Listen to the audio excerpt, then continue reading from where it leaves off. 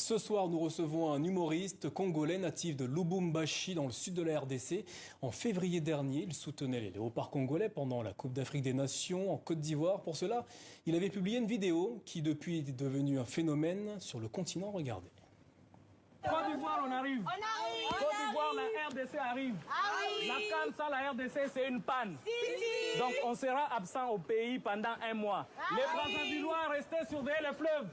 Le fleuve est entre vos mains, surveillez le fleuve. Vous n'avez rien à faire, vous n'avez nulle part où aller. Les Brassavillois, surveillez le fleuve. Ici, surveillez la baleine, surveillez les crocodiles, surveillez les thons, surtout les thons. C'est un poisson rare en Afrique. Si on revient, on va trouver chaque chose à sa place. Parce que si les thons se perdent, aïe, aïe, aïe, vous allez voir de quel bois on se sort. Les Brassavillois, surveillez le fleuve. On part à la CAN, on va corriger les petites équipes comme le Cameroun. Et les Camerounais, là, on sait qu'ils ne vont pas traîner là-bas. C'est à peine arrivé, à peine ils vont rentrer. Parce que terrain synthétique, ce n'est pas terrain en poussière. Les Ivoiriens, merci, vous avez organisé la CAN. Mais s'il vous plaît, concentrez-vous sur les coupés décalés. Prakata, prikata, prakata, pra, boum. Le vrai C arrive, la République démocratique du Congo. Les Brassavillois, surveillez le fleuve, vous n'avez rien à faire. Vous avez bien entendu, il faut bien surveiller. Surveiller le fleuve. Herman Amissi, bonsoir et merci d'être avec nous. Bonsoir, monsieur Vous êtes le créateur, l'auteur de ce slogan devenu mythique désormais dans le monde du football en Afrique. Vous serez notamment sur la scène du Casino de Paris le 30 juin prochain avec un one-man show, un seul en scène, intitulé « Surveiller le fleuve, le bilan ». Mais avant de revenir sur ce seul en scène, un mot sur cette phrase désormais mythique sur le continent « Surveiller le fleuve ». Pensiez-vous, lorsque vous avez fait la vidéo qu'on vient de voir, qu'elle prendrait une telle ampleur ? Déjà, à la base, je suis un passionné d'un humour engagé, un humour constructif et surtout un humour réunificateur. La CAN arrive, c'est la fête de toute l'Afrique. Nous, on s'est dit que ça devrait être une fête non seulement des équipes qui sont qualifiées, mais même des équipes qui ne sont pas qualifiées. Alors, comment faire participer ces pays qui ne sont pas qualifiés à la CAN, à cette fête africaine? Ben voilà, il fallait réfléchir et en tant que créateur de contenu, trouver un lien unificateur entre deux pays voisins. On a la RDC, la République démocratique du Congo, qui participe à la CAN, et le Congo-Brazzaville qui ne participe pas à la CAN. Nous leur demandons, très chers voisins, pendant que nous ne serons pas là, surveiller le fleuve. Surveiller le fleuve, en effet. Vous venez de le dire, un créateur de contenu. Vous en avez fait des contenus, on peut vous suivre sur les réseaux sociaux. Mais celui-ci, il a eu une résonance toute particulière. Comment est-ce que vous expliquez son succès ? Alors, déjà, je commence par dire merci au peuple congolais, les Brassavillois qui ont été réceptifs à ces slogans « Surveiller le fleuve ». Alors, ils se sont sentis tout de suite concernés. On a été un peu moqueurs, mais dans un sens positif et pacifique. On lance les slogans, ils se disent « Ok, allez-y, mais s'il vous plaît, pendant qu'on surveille le fleuve, ramenez-nous la coupe ».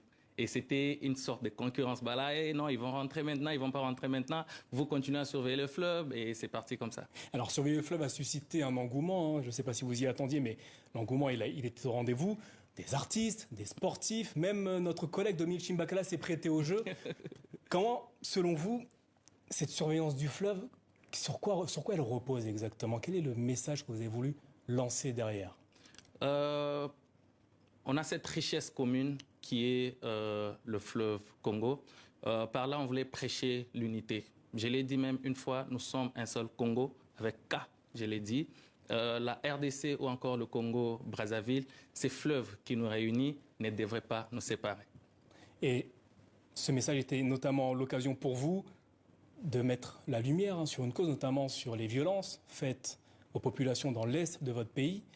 Est-ce pour vous important à ce moment-là de mettre en avant cette situation?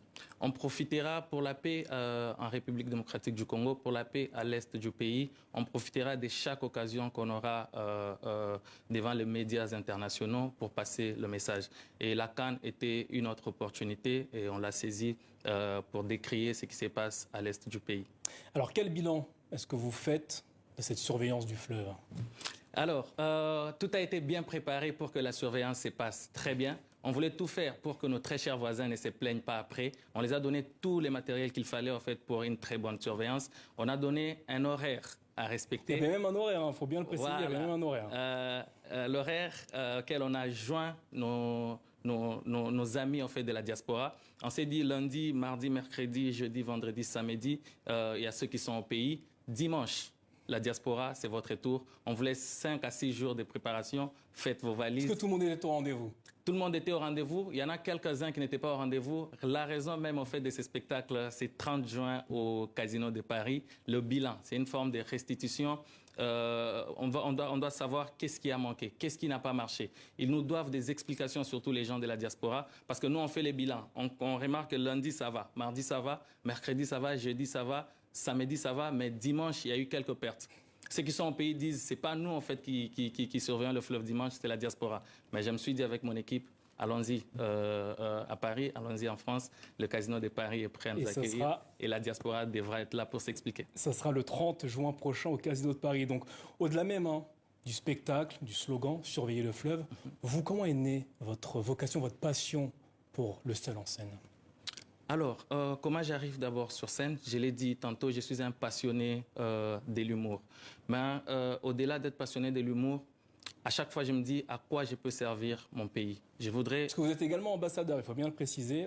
Pour la RDC, vous êtes ambassadeur notamment. Bien sûr.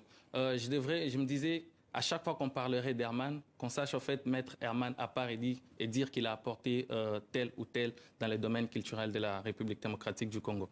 Alors, je suis Herman Amissi, prédicateur de la bonne humeur. Pourquoi prédicateur de la bonne humeur? Je me dis, l'humour comme instrument, on peut l'utiliser en fait pour apporter le message.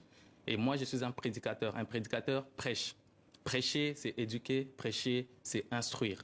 Prêcher, c'est former. Alors, si je peux utiliser l'humour comme instrument pour prêcher, pour éduquer, pour instruire, pour apporter les messages tout en gardant un côté drôle, alors voici, vous avez un prédicateur de la bonne humeur devant vous. Un prédicateur de la bonne humeur. Herman Amissi, merci d'être passé nous voir et d'avoir répondu à nos questions ce soir. Surveiller le fleuve, le bilan, ça sera le 30 juin prochain au Casino de Paris en France. Merci d'être passé sur le plateau du Journal Afrique de TV5 Monde. Ainsi va la